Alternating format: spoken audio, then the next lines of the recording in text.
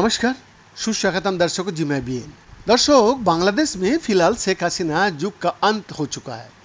मोहम्मद यूनुस का नेतृत्व में अंतरिम सरकार कब तक रहेगी ये कहना भले ही मुश्किल है, लेकिन फिलहाल ये साफ है कि आने वाली समय में बीएनपी, जमात इस्लामी और दूसरे संगठन सत्ता में रहकर हो या बाहर से देश को चलाएंगे।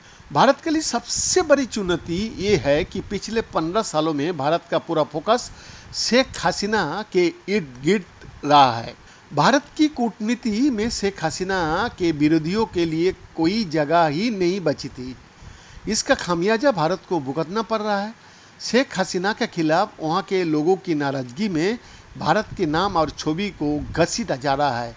भारत के लिए फिलहाल ढाका में एक राजनीतिक शून्य उत्पन्न हो गया है। जमात ए इस्लामी के नायब अमीर यानी संगठन में नंबर 2 नेता सैयद अब्दुल्ला मोहम्मद ताहिर के मुताबिक जमात इस्लामी भारत का साथ काम करना चाहता है, लेकिन भारत ने सदैव हमसे किनारा किया और शेख हसीना से ही मतलब रखा।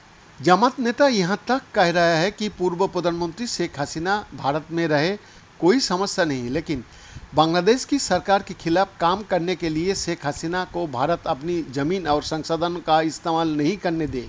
बांग्लादेश में हालांकि इस बात को लेकर बहुत से लोग संतोष जता रहा है कि नए सरकार का साथ भी भारत काम कर रहा है। लोगों का भी चर्चा है कि डॉक्टर यूनुस के शपथ लेने का बाद उन्हें बधाई देने वाले में भारतीय उच्चायुक्त भी थे। नई सरकार के साथ भारत के ज़्यादा से ज़्यादा एंगेजमेंट से बांग्लादेश के लोगों में सकारात्मक संदेश जाएगा। भारत सरकार ने साफ कहा भी है कि भारत के लिए बांग्लादेश के लोगों के हित उनकी प्राथमिकता है। बांग्लादेश के मौजूदा हालात को लेकर भारत में तरह तरह की राजनीतिक प्रतिक्रिया सामने आ रही है। कुछ बयानों से बांग्लादेश में तनाव बढ़ रहा है। कई तरह के भ्रामक सूचनाएं आग में घी का काम कर रही है। दक्षिण भारत के एक राजनेता के बयान की ढाका में काफ़ी चर्चा है, जिसमें उन्होंने कहा कि हिंदुओं को बचाने के लिए भारत को अपनी सेना भेजनी चाहिए। शेख हसीना को सत्ता में आपस के लिए भारतीय एजेंसियों के संभावित प्रयासों के नाम पर भारत विरोध की हवा को खूब फैलाया जा रहा है। बांग्लादेश के प्रदर्शनकारी छात्रों को भारत से 2 तरह की शिकायत है। पहला, छात्रों का आरोप है कि विरोध प्रदर्शन के दौरान छात्रों के खिलाफ शेख हसीना सरकार की कार्रवाई में भारत का समर्थन हासिल था।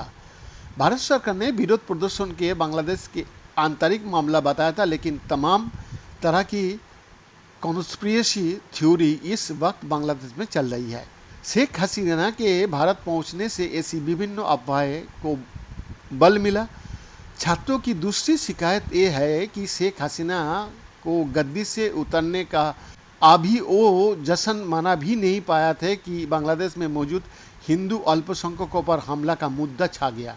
छात्रों ने इस अपने आंदोलन की उपलब्धि को कम करने की साजिश माना और इसके पीछे आवामी लीग का हाथ होने की बात कही जाने लगी। भारत के राजनीतिक दलों, विभिन्न संगठनों और संचार माध्यम के आक्रामक रूप ने बांग्लादेशी छात्रों को भारत विरोध के नाम पर एकजुट किया। बांग्लादेश की दूसरी तबके में ये संदेश गया है कि भारत को केवल शेख हसीना और बांग्लादेश में मौजूद हिंदुओं से ही मतलब है। भारत सरकार के देखो और इंतजार करो कि नीति से बांग्लादेश में छात्रों और विभिन्न संगठनों को भड़काने के लिए असामाजिक तत्वों को मौका मिल गया है। भारत बांग्लादेश संबंधों को फिलहाल पर्दे के पीछे की कूटनीति की जगह एक मंच पर खड़ा होकर राजनीतिक संदेश देने की जरूरत है। जी हाँ, प्रधानमंत्री नरेंद्र मोदी ने बांग्लादेश की अंतरिम सरकार के शपथ ग्रहण के बाद डॉक्टर यूनुस को बधाई संदेश भी दिया था। भारत के प्रधानमंत्री और विदेश मंत्री की पहल से बांग्लादेश में भारत के लिए मौजूद राजनीतिक शून्यता को पाटने में मदद मिलेगी। राजनयिक चुप्पी की बजाय राजनीतिक प्रयासों से बांग्लादेश के साथ संबंधों को फिर से पटरी पर जल्दी लाना आसानी होगा। बीएन का एक्सक्लूसिव रिपोर्ट।